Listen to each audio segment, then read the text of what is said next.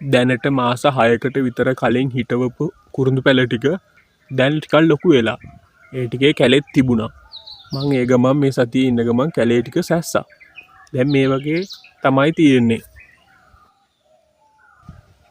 ඉදිරි කාලේ එල්බිනෝ තත්ත්වයක් එනවා කියලා නිවුස් වල කිව්වට මේ පැත්තෙන් නම් ක්ලාවට පොදේ තියෙනවා තාම.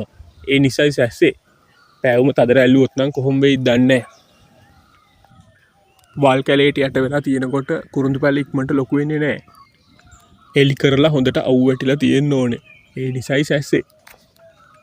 සහිනකොට පැල මුලට පස් ටිකක් ගොඩ කරන්න. එතකොට ඉක්මනට පැල ලොකු වෙනවා. ඒ වගේම තව පොර ටිකක් එමත් දාන්න පුළුවන් නම් හොඳටම හොඳයි ගස් ටික ඉක්මනට ලොකු කරගන්න.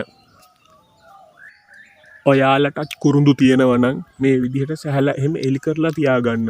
එතකොට ඉක්මනට ලොකු වෙන්න ගන්නවා. කැලේට යට වෙලා තියෙනකොට කුරුඳු ගස් නම් ලොකු වෙනවා අඩුයි ගොඩක්ම. ඔහේ තියෙනවා ගහ. ඔයාලත් සහැලා එලි කරලා බලන්න.